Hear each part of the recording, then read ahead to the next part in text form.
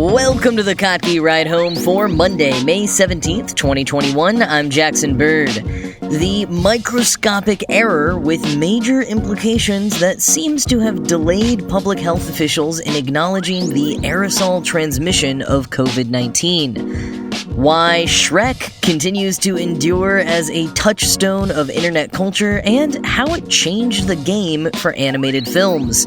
And a quick look at 2 new video games doing some good in the world. Here are some of the cool things from the news today.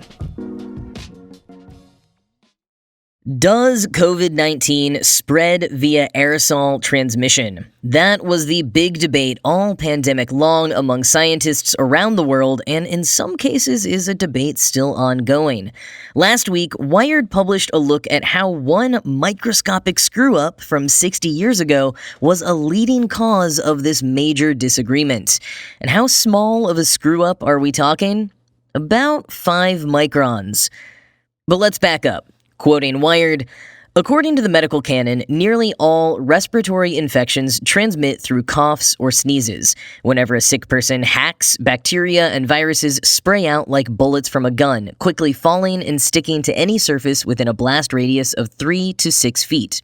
If these droplets alight on a nose or mouth, or on a hand that then touches the face, they can cause an infection. Only a few diseases were thought to break this droplet rule. Measles and tuberculosis transmit a different way. They're described as airborne. Those pathogens travel inside aerosols, microscopic particles that can stay suspended for hours and travel longer distances. They can spread when contagious people simply breathe. The distinction between droplet and airborne transmission has enormous consequences. To combat droplets, a leading precaution is to wash hands frequently with soap and water. To fight infectious aerosols, the air itself is the enemy. In hospitals, that means expensive isolation wards and N95 masks for all medical staff." End quote. So when does a particle become defined as a droplet versus an aerosol? When it's larger than 5 microns in diameter. Anything under that is an aerosol. That's the standard used by the WHO and the CDC. But Lindsay Marr, an aerosol scientist at Virginia Tech who also studies infectious diseases, says the physics of that is all wrong. Before focusing on infectious diseases, Marr spent her career studying air pollution. She knows, as many institutional bodies accept, that particles of lots of different sizes, from smokestacks and tailpipes, can hang in the air, travel through the air, and be inhaled. When the pandemic kicked off, Marr was invited to a Zoom call with the WHO and other scientists from around the world, and she realized that they were adamant that COVID-19 was not airborne. It wasn't transmitted via aerosols. Which makes a bit of sense given their long-held standard about aerosols being defined as particles smaller than 5 microns.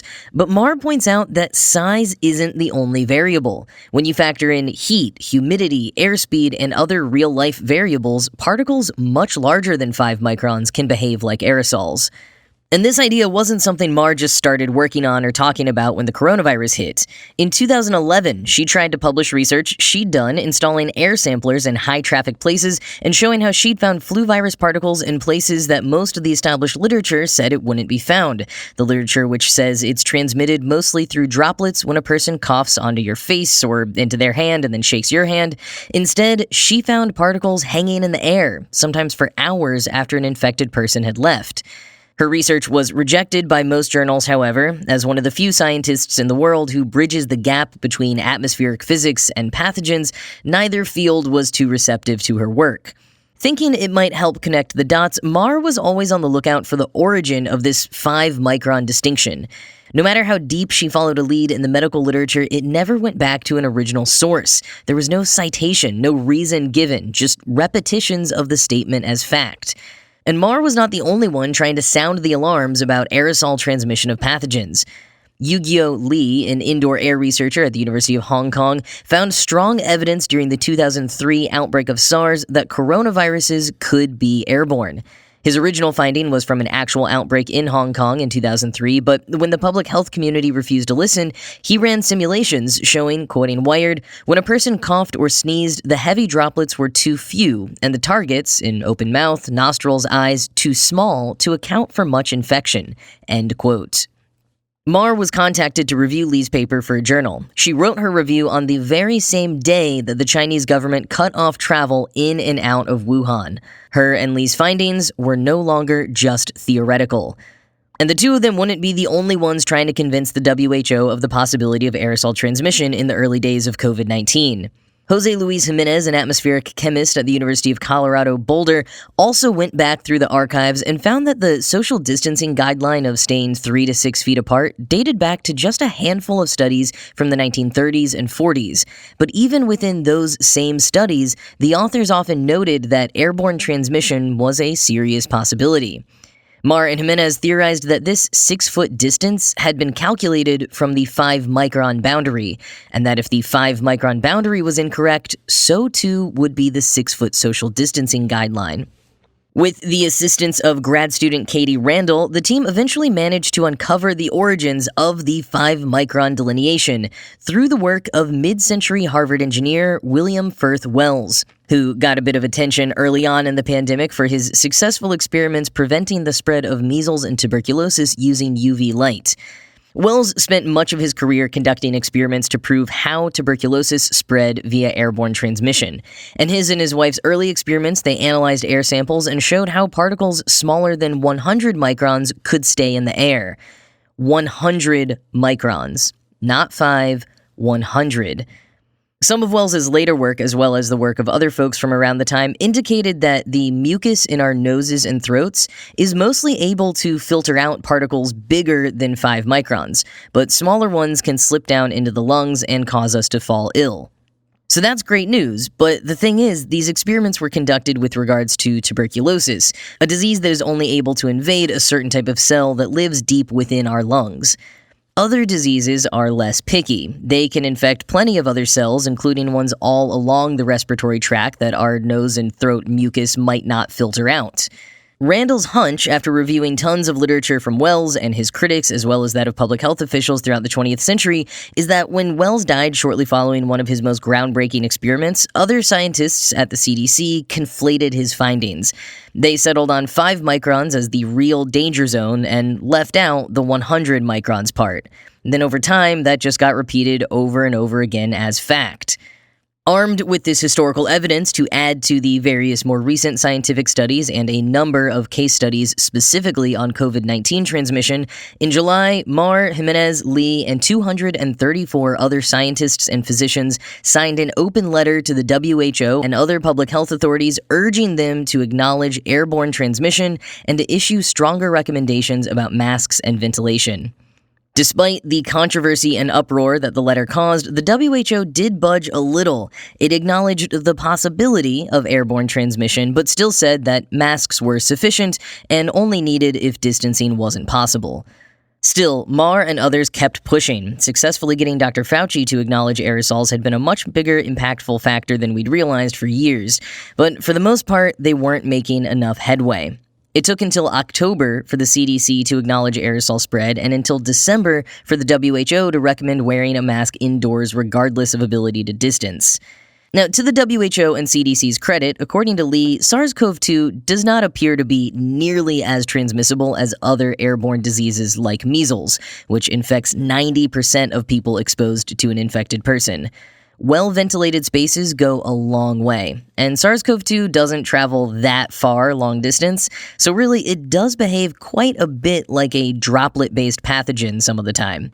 But he and others still hope that this recognition of airborne transmission for diseases previously thought not to be will re-emphasize the importance of ventilation in public health policy writ large.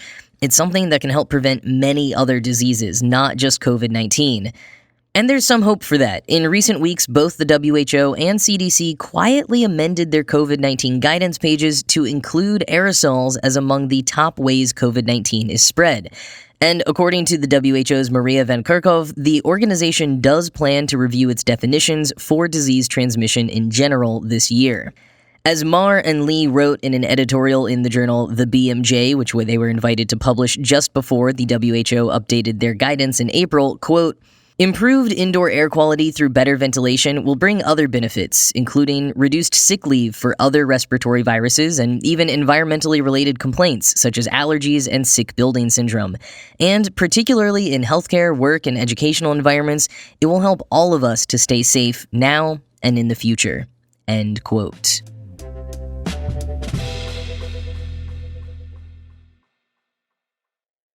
The world recently passed a huge milestone, the 20th anniversary of the theatrical release of Shrek. How is it that we're still talking about Shrek 20 years later? How has it endured through the generations and become such a long-running hallmark of internet humor? BuzzFeed News recently peeled back the oniony layers explaining just why Shrek became such a cultural touchstone. So BuzzFeed News starts by pointing out that Shrek is a truly edgy and subversive kids movie, with plenty of Nickelodeon-style gross-out humor from the very first moments of the movie's opening scene in Shrek's outhouse and muddy lake-cum-bathtub. Throughout the movie, classic fairy tale characters are turned on their heads and put into more adult situations, ones which were funny to parents and made kids feel like they were getting away with watching something they shouldn't have been. Quoting BuzzFeed, "Perhaps Shrek gets its edge from the fact that it's, in part, an FU. The movie was the pet project of Jeffrey Katzenberg, who co-founded DreamWorks Animation after leaving Disney in a bitter public battle after being passed over for a top job. Shrek has been interpreted as a sort of animated kiss my ass from Katzenberg to then Disney CEO Michael Eisner. Plenty of people have commented on the resemblance between Eisner and the movie's villain, Lord Farquaad." End quote. And that intentional edginess from Katzenberg trying to be anti-Disney runs deep throughout the story and its production. Katzenberg was apparently adamant that he wanted the 1999 Smash Mouth hit All-Star to play during the opening credits. Smash Mouth originally didn't want to lend their music to a family film, and don't forget the single originally debuted in the decidedly not family-friendly Mystery Men. But after viewing a cut of the movie, the band was so into it, they even agreed to record an extra track for the end of the movie, the now infamous cover of the Monkees' I'm a Believer. And another factor in Shrek's edgy and gross-out humor can be credited to Mike Myers. Now, as many of you may know, Shrek was originally voiced by Chris Farley, and he actually recorded most of the film before he passed away in 1997. Quoting BuzzFeed, "Those who worked on Farley's Shrek say it was sweet. It follows a young Shrek as he struggles to break from the family trait of scaring people, and Farley played Shrek in an uncharacteristically earnest and vulnerable way." End quote. A pretty different film than that of grown-up, curmudgeonly hermit Shrek. After Farley's death, the studio went through a lot of possible replacements, including Nick Cage and Leonardo DiCaprio, which, wow, I would pay money to see either one of those. Now, when Mike Myers eventually landed the gig, he apparently wanted to rewrite the whole thing. The movie got the full Austin Powers bathroom humor treatment. In addition to Myers' demands for a rewrite, there was also essentially a game of trying to make director Katzenberg break into laughter when writers pitched him ideas, so you can kind of see how the gags kept upping the ante. Quoting again, "In hindsight, some of this chaos worked its way into the movie. While Shrek still hangs together fairly well, it rapidly detours through vignettes that pushed the edge in ways that didn't always serve the story. Tangents like the gingerbread man scene, or the upsetting part where a singing bird blows up, or the cheerful Welcome to Duloc song. The gags are hilarious and form the lasting legacy of the movie, but they're several shades darker and more crude than the main storyline, a moving story about self-acceptance and the courage to love yourself in the face of a world that won't love you. This frenetic energy is what gives Shrek that something for everyone vibe. It somehow hit the sweet spot for the young children it was made for, the critics who loved it, and, in my case, the snarky preteens who were growing dissatisfied with what children's movies had to offer and wanted to see the whole earnest animation enterprise blown to smithereens." End quote.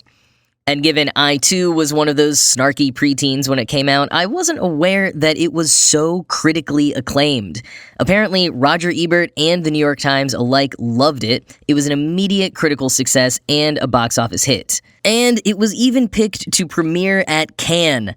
That's how weird 2001 was. Shrek premiered at the Cannes Film Festival alongside Mulholland Drive, and then went on to win the first ever Oscar for Best Animated Feature. Presumably, that category was created just for Shrek because everyone knew that it would sweep all the award categories and they wouldn't accept that, so they just created its own category to keep it in its place.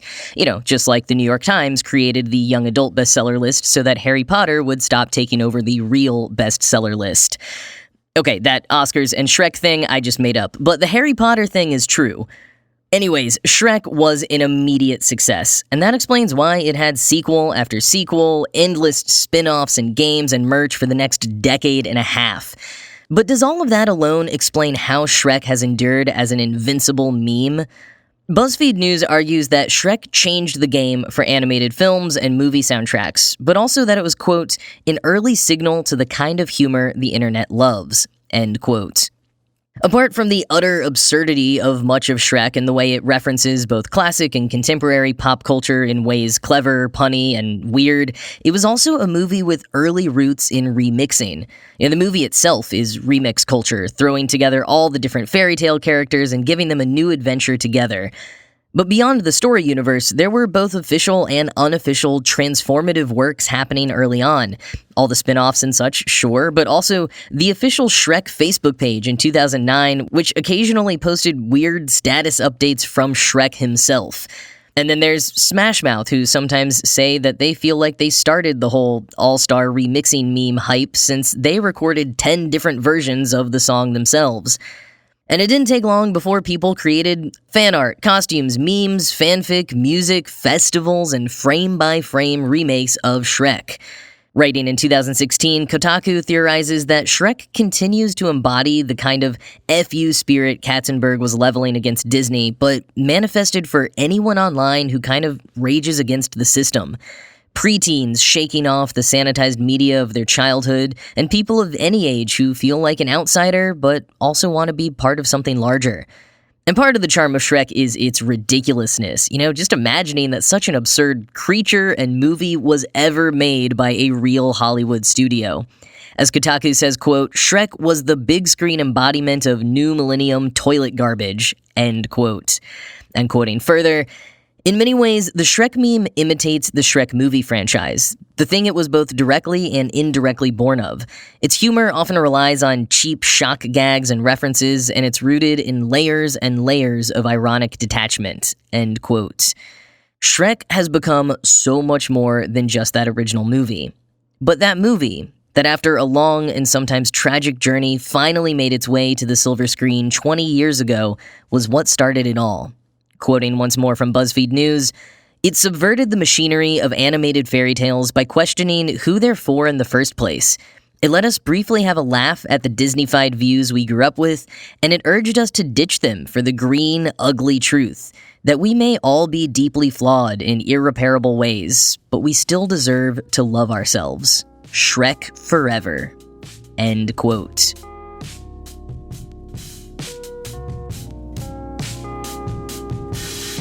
So 2 cool pieces of video game news today. First, Final Fantasy XV director Hajime Tabata's latest game, The Pegasus Dream Tour, is finally coming out next month. It was originally slated to be released alongside the Tokyo Olympic Games, which of course have been delayed by the pandemic, so the game was as well. The Pegasus Dream Tour is a mobile-based avatar RPG game featuring the Paralympic Games. So, quoting The Verge, you can create a character based on a selfie from your phone and train them in various para-sports. The game features illustrated versions of 9 real-world para-athletes who compete in sports like javelin, athletics, and wheelchair basketball. End quote. It's the first video game to be licensed by the official Paralympics, and some proceeds from in-app purchases will go towards the Agitos Foundation, which helps people with disabilities get involved in sports. And in other video game news, on its 50th anniversary, a new version of The Oregon Trail dropped last month, and it features a long overdue update on its representation of Native Americans in the game. Gameloft, the company, and creative director Gerard Trudgen worked with Native American historians to wipe the game of insensitive and inaccurate stereotypes, including the characters' dress, hairstyles, weaponry, and names. Native Americans are no longer the villains in this updated version like they were in many early editions, but your character can, of course, still die of dysentery. But that is it for today. As always, this show was produced by Ride Home Media and Kottke.org. I am Jackson Bird, and I will talk to you again tomorrow.